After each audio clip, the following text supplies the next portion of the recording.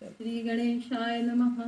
वक्रतुंड महाकाय सूर्यकोटि समप्रभ निर्विघ्नं कुरु मे देव सर्वकार्येषु सर्वदा.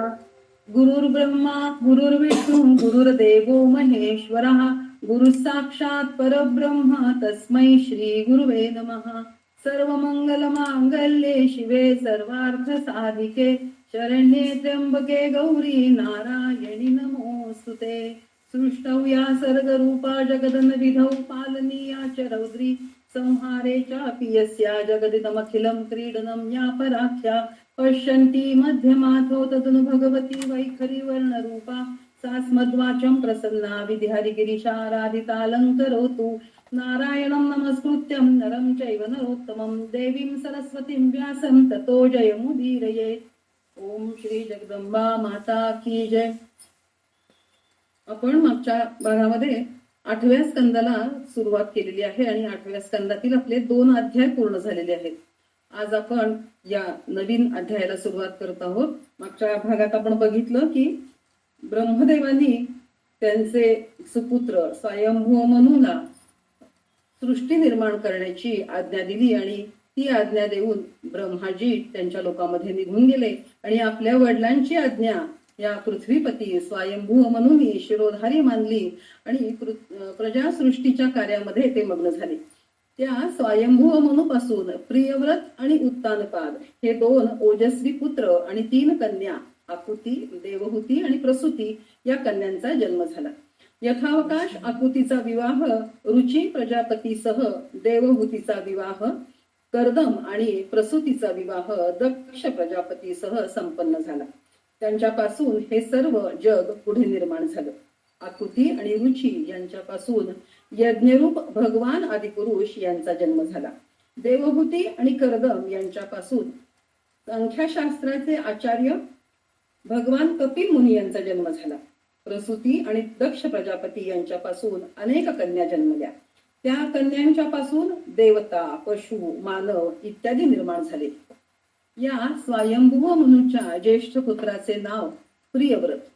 हे प्रियव्रत आपल्या वडिलांच्या सेवेमध्ये सतत क्रियाशील होते आणि सत्य धर्माचा ते पालन करीत होते. या प्रियव्रताने विश्वकर्मा प्रजापतीच्या कन्येशी बर्हिष्मतीच्या बरोबर विवाह केला. रूप आणि गुणांनी संपन्न अशी ती वधू राजा प्रियव्रताला अतिशय साजेशी होती. त्या दोघांपासून 10 पुत्र आणि 1 कन्या यांचा जन्म झाला.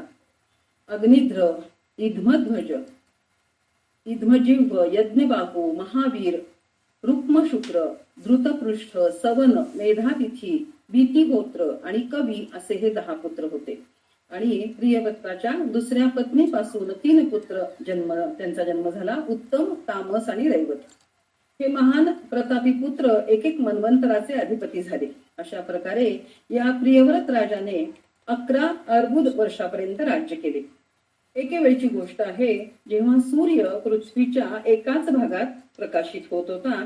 ही गोष्ट राजा प्रियव्रताला पटली नाही आणि त्याने पूर्ण पृथ्वीला प्रकाशित करण्याचा निर्धार केला आणि त्यासाठी एका रथावर आरूढ होऊन तो निघाला. त्यावेळी रथाची चाके ज्या ठिकाणी पडत होती त्या ठिकाणी 7 समुद्र निर्माण झाले. त्या स्थळाच्या भिन्नतेनुसार 7 द्वीप निर्माण झाले. जंबूद्वीप, प्लक्षद्वीप, शाल्मल द्वीप, कुशद्वीप, क्रौंच द्वीप, शाकद्वीप, पुष्कर द्वीप. द्वीपांच्या बाहेर 7 समुद्र निर्माण झाले. चरोद, इक्षुरसोद, सुरोद, धृतोद, शिरोद, दधिमंडोद, शुद्धोद असे 7 समुद्र, त्यांची नावं ही अशी होती. शिरोद समुद्राने वेढलेला जंबूद्वीप नावाने विख्यात असलेल्या द्वीपाचे स्वामित्व अग्निध्र या मुलाला दिले. इक्षुरसाच्या समुद्राने वेढलेला प्लक्षद्वीप नावाने विख्यात असलेल्या द्वीपाचे स्वामित्व इध्मजिह्व याला दिले.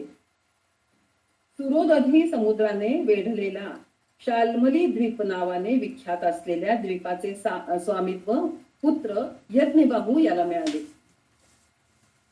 धृतोद समुद्राने वेढलेला कुशद्वीप नावाने विख्यात असलेला द्वीप त्याचे स्वामित्व हिरण्यरेता याला दिले.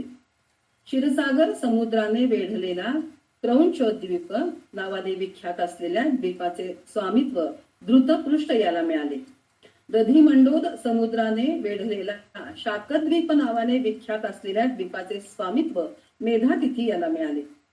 शुद्धोद समुद्राने वेढलेला पुष्करद्वीप नावाने विख्यात असलेल्या द्वीपाचे स्वामित्व वितिहोत्र याला मिळाले.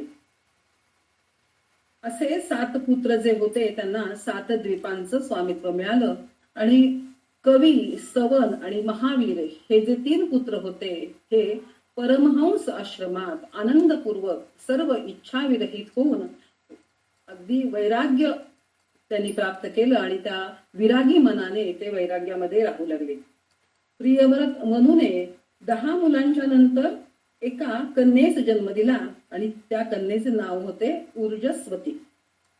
शुक्राचार्य यांना ही कन्या त्यांनी अर्पण केली आणि त्या दोघांची कन्या देवहूती नावाने प्रसिद्ध झाली. अशा प्रकारे 7 द्वीपांचे विभाजन आपल्या पुत्रांमध्ये करून राजा प्रियव्रत विवेक संपन्न होऊन योग मार्गाचा आश्रय करून राहू लागले. यानंतर भूमंडलाचा विस्तार याबाबत वर्णन या ग्रंथामध्ये आलेले आहे. सर्वप्रथम 1,00,000 योजन परिमाण असलेले जंबूद्वीप निर्माण केले गेले. कमलकर्णिक सारखे गोल आकाराचे हे द्वीप 9 वर्ष आणि पर्वतांनी विभाजित आहे. या जंबूद्वीपावरचे आपण रहिवासी आहोत. अशाच प्रकारे इतरही 6 द्वीपांचा विस्तार या ग्रंथामध्ये सांगितलेला आहे. मंदार, मेरू मंदार, सुपार्श्व, कुमुद हे पर्वत, अरुणोदा नावाची नदी आणि मंदराचल पर्वतावर निवास करणारी पापनाशिनी भगवती अरुणा ही प्रतिष्ठापित आहे. याच देवीच्या पूजा प्रभावाने जंबूनद नावाचे सुवर्ण उत्पन्न झाले. देवांच्या स्त्रिया या सुवर्णापासून निर्माण झालेले आभूषण वापरतात असा उल्लेख या ग्रंथामध्ये आढळतो. सुपार्श्व पर्वतावरून 5 नद्या उत्पन्न होतात. कुमुद पर्वतावरून शतबल वटवृक्षापासून, शतबल म्हणजे कदंब वृक्षापासून दूध, दही, मध, तूप, गुळ असे या पदार्थांचे नद निर्माण झाले. त्यांच्यापासून अन्न, वस्त्र, शय्या, आसन तथा आभूषणद्वारे सर्वांचे मनोरथ हे पूर्ण करतात. यांच्या तटावर भगवती मीनाक्षी प्रतिष्ठापित आहे. सुमेरू पर्वताच्या आसपास अजून 20 पर्वत आहेत. सुमेरू पर्वताच्या शिखरावर अगदी मध्यभागी अशी ब्रह्मदेवाची नगरी आहे. त्यांचा विस्तार 10,000 योजन इतका आहे. याच सुमेरू पर्वतावर ब्रह्मा तसेच इंद्र, अग्नी इत्यादी लोकपालांच्या मनोवती, अमरावती, तेजोवती, संयमनी नगरी, कृष्णांगना, श्रद्धावती, गंधवती, महोदया आणि यशोवती या 9 नगरी आहेत. मुनी नारायण आपल्याला सांगत आहेत. हे नारद मुनींना पण सांगतायत आणि पर्यायाने आपल्याला सांगतायत की हे नारद महर्षी, सर्वव्यापी भगवान विष्णू यांच्या उजव्या पायाच्या अंगठ्याच्या नखाच्या आघातामुळे ब्रह्मांडाच्या वरच्या भागात एक छिद्र निर्माण झाले आणि त्या छिद्रातून गंगा प्रकट झाली. ती स्वर्गाच्या शिखरावर येऊन थांबली. जगातील सर्व प्राण्यांच्या पापांचा नाश करणारी अशी ही गंगा नदी, ही गंगा या जगतात साक्षात विष्णुपदी, जी विष्णूजींच्या पायापासून निघालेली आहे, ती विष्णुपदी या नावाने जगात प्रसिद्ध झाली. आणि स्वर्गात ती जिथे येऊन थांबली त्या स्थानाला विष्णुपद असे म्हटले जाते. विष्णुपद या नावाने ते ठिकाण प्रसिद्ध आहे. याच स्थानावर परम पवित्र ध्रुव, उत्तानपादाचे पुत्र जे आहेत ध्रुव, ते राहतात. अचल स्थानावर ते आजही तेथे विराजमान आहेत. उदार हृदयाचे सप्तर्षी पण तेथेच राहतात. तेथे हे सर्व जण गंगेला प्रदक्षिणा करतात, कारण ही सिद्धी देणारी नदी आहे.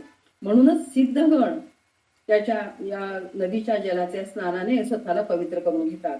हीच गंगा 4 प्रवाहात विभक्त झाली आहे आणि सीता, चतुर, अलकनंदा आणि भद्रा या नावाने ती 4 प्रवाहात पसरलेली आहे. अलकनंदा नदीमध्ये स्नान केले तर मनुष्याला राजसूय यज्ञ किंवा अश्वमेध यज्ञ केल्याचे पुण्य मिळते. जंबूद्वीपातील वेगवेगळ्या वर्षासंबंधी माहिती आता या ग्रंथामध्ये लिहिलेली आहे, ती आता आपण थोडक्यात पाहू.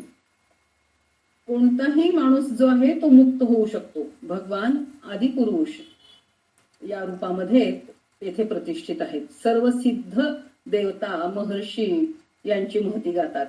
वर्णधर्माचे पालन केले तर या वर्षातील लोकांना मोक्ष मिळतो असे हा ग्रंथ सांगतो. भरतवर्ष हे जे आहे हे कर्मक्षेत्र आहे.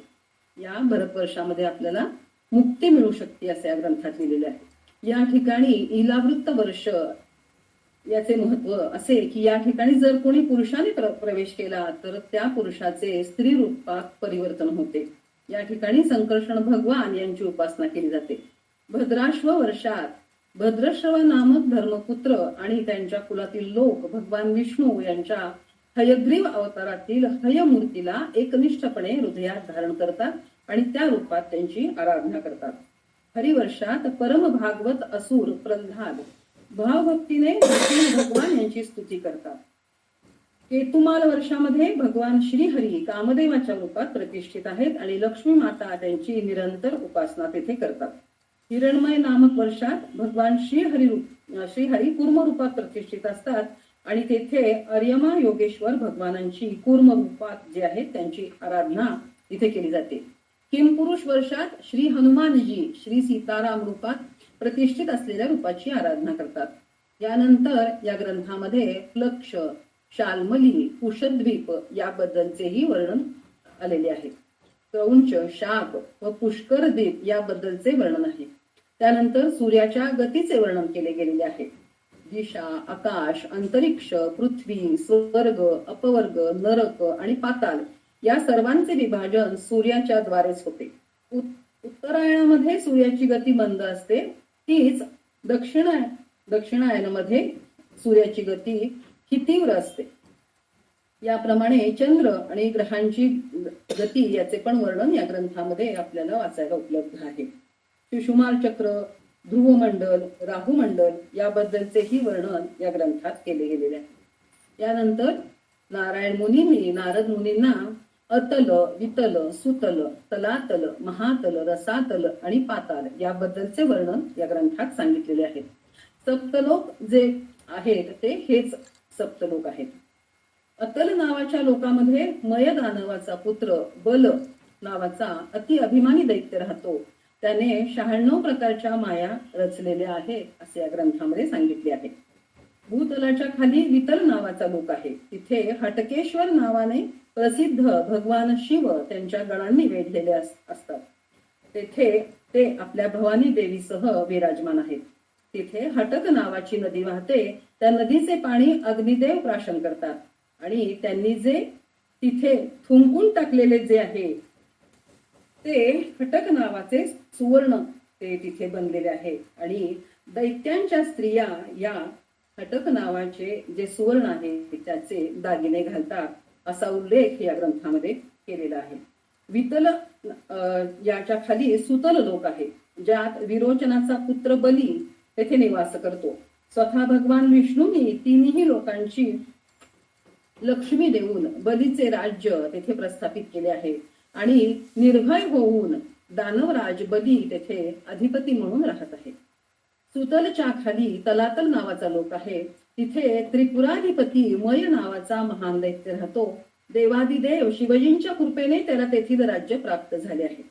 तलातलाच्या खाली महातल आहे. तेथे कद्रूपासून उत्पन्न अनेक फण्यांचे सर्प राहतात. कुहक तक्षक सुषेण कालिया असे अनेक प्रधान सर्प तेथे राहत आहेत. महातल त्याच्या खाली रसातल आहे. पणी नावाचे दैत्य आणि दानव तेथे राहतात. कश्यप ऋषी आणि दिती पासून दैत्य जन्मले. प्रल्हाद बाणासूर हिरण्यकश्यपू वगैरे दैत्य कश्यप ऋषी आणि धनु यांच्यापासून दानव जन्मले. दानव दैत्य हे वाईट प्रवृत्तीचे असतात. कालनेमी शुंभ निशुंभ रक्तबीज अशी काही उदाहरणं आपल्याला या दानवांची देता येतील. निवात कवच हिरण्यपूरवासी कालेय असे देवतांबरोबर यांची शत्रुता आहे. रसातलाच्या खाली पाताल लोक आहेत. पाताल लोकामध्ये वासुकी शंख कुल्लिक श्वेत धनंजय महाशंख धृतराष्ट्र शंखचूड कंबल अश्वतर देवोपदत्तक इत्यादी महान क्रोधी मोठमोठ्या फण्यांचे महान विषधारी असे सर्प येथे निवास करतात. 5 फण्यांचे, 7 फण्यांचे, 10 फण्यांचे नागही येथे आहेत. डोक्यावर मणी धारण केलेले असे सर्पराज येथे निवास करतात. या पाताल लोकांच्या खाली 30,000 योजन दूर अंतरावर भगवान श्रीहरींची तामसी कला विराजमान आहे. सर्व देवतांकडून पूजन केले गेलेले या कलेचे नाव अनंत असे आहे. त्यांना संकर्षण म्हणूनही ओळखतात. त्यांच्या डोक्यावर पृथ्वी म्हणजे मोहरीच्या दाण्याप्रमाणे भासते. एखाद्याला समजा 1000 जिभा आहेत असे जर आपण मानले तर त्या 1000 जिभांनी सुद्धा यांचं वर्णन करता येणार नाही असं या अनंताचं वर्णन आहे असा उल्लेख या ग्रंथामध्ये आढळतो. यानंतर नारायणांनी विविध नरकांचेही वर्णन या ग्रंथामध्ये केलेले आहे. त्रिलोकीच्या दक्षिण भागात अग्निश्वाता नामक पितृगण तसेच पितर निवास करतात. हे स्थान पृथ्वीपासून खाली आणि अतल लोकाच्या वरच्या भागात आहे. सत्य स्वरूप असलेले हे पितृगण सदैव परमसमाधीत राहतात आणि आपल्या वंशजांच्या परम कल्याणाची आशा ते या ठिकाणी करून तिथं प्रार्थना करतात. पितृराज भगवान यम आपल्या गणांसोबत तेथे विराजमान असतात.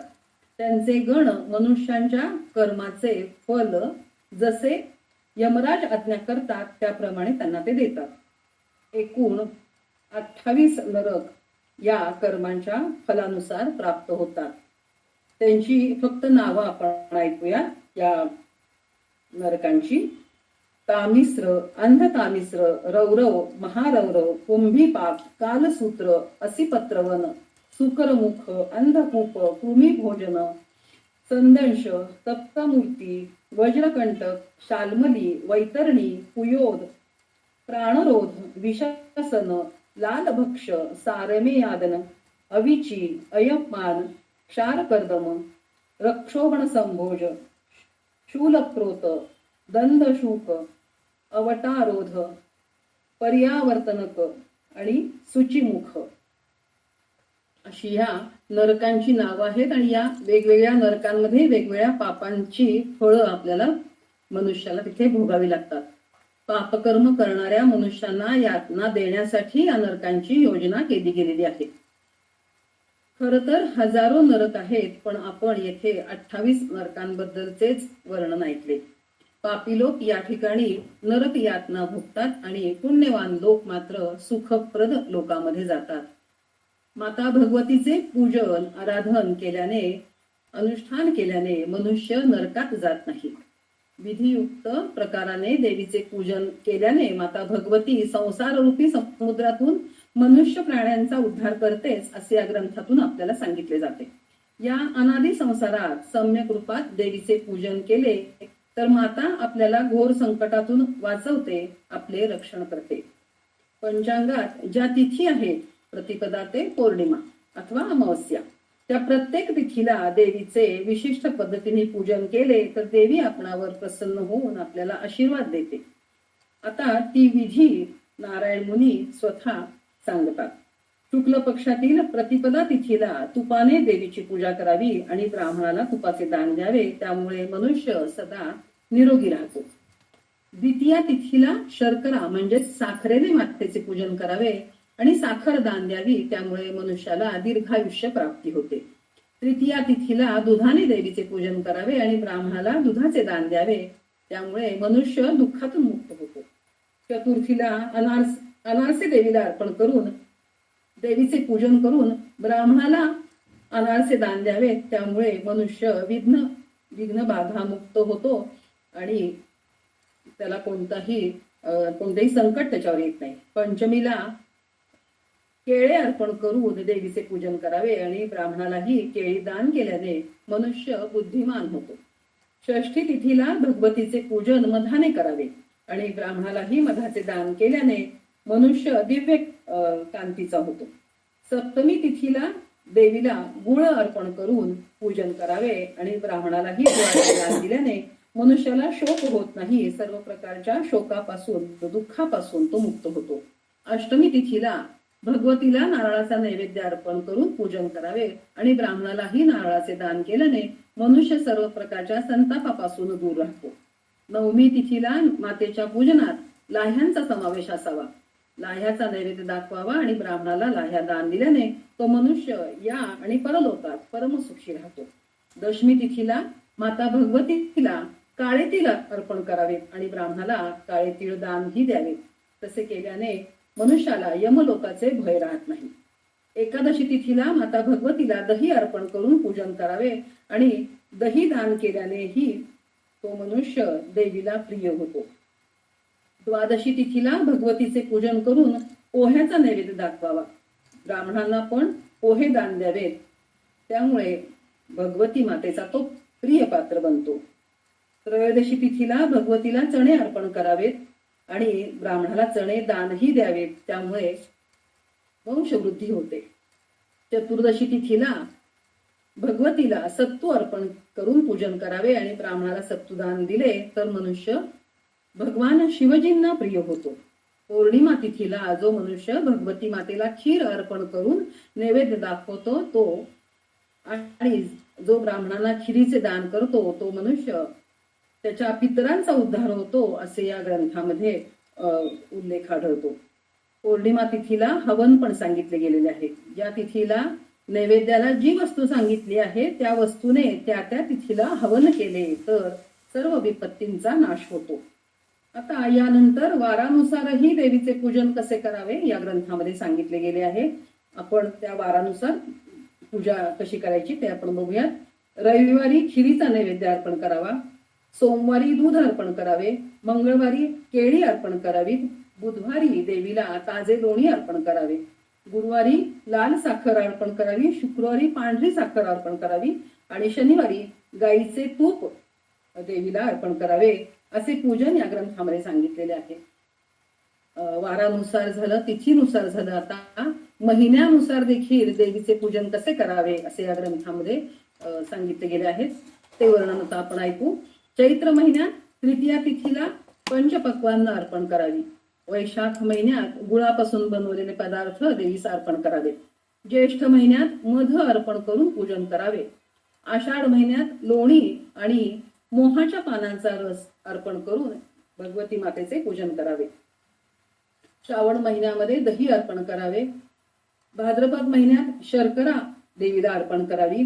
अश्विन महिन्यात खीर अर्पण करून खिरीचा नैवेद्य दाखवावा. कार्तिक महिन्यामध्ये दुधाचा नैवेद्य दाखवावा. मार्गशीर्ष महिन्यामध्ये देवीला खेण्या त्यांचा नैवेद्य दाखवावा. पौष महिन्यामध्ये दह्यापासून बनवलेले म्हणजे लस्सी वगैरे जे पदार्थ असतात असे पदार्थ देवीला अर्पण करावेत. माघ महिन्यामध्ये गाईचे तूप देवीला अर्पण करावे. फाल्गुन महिन्यामध्ये नारळ अर्पण करून देवीचे पूजन करावे. असे 12 महिन्यामध्ये 12 नैवेद्याचे क्रमशः भगवतीचे पूजन करण्याची पद्धत इथे सांगितली गेली आहे. अशा प्रकारे माता भगवतीचे पूजन करून मातेला प्रसन्न करण्यासाठी स्तोत्र पठण करून मातेचा आशीर्वाद घ्यावा. त्यामुळे शारीरिक आणि मानसिक रोगाचे भय जे असते ते नाहीसे होते. शत्रूंचे भय नाहीसे होते. धनाची प्राप्ती होते. मोक्षाची इच्छा करणाऱ्याला मोक्ष प्राप्त होतो. देवी लोकाचा तो अधिकारी होतो. सर्व इच्छा पूर्ण होतात आणि त्या मनुष्याची बुद्धी सर्व पापांपासून मुक्त होते आणि ती शुद्ध निर्मल होते. ज्याला मानसन्मान हवा असतो त्याला तो प्राप्त होतो आणि स्वप्नात सुद्धा नरकाचे भय त्या मनुष्याला राहत नाही. घरात सुबत्ता नांदते. वंशवृद्धी राहते. अशा प्रकारे इहपर लोकात माता आपल्याला संरक्षित करते असे या ग्रंथामध्ये सांगितलेले आहे. या ठिकाणी आपला 8वा स्कंद पूर्ण झालेला आहे आणि आपण आता या 8व्या स्कंदानंतर क्षमा स्तोत्र म्हणून इथे आपण आज थांबूया. करचरण कृतं वा कायजं कर्मजं वा श्रवणनयनजं वा मानसं वापराधं विहितं विहितं वा सर्वमेतत् क्षमस्व. जय जय करुणाब्धे श्री महादेव शंभो. ओम श्री जगदंबार्पणमस्तु. माता अर्पण करू आणि आपण पुढच्या भागामध्ये 9व्या स्कंदाला आपण सुरुवात करू.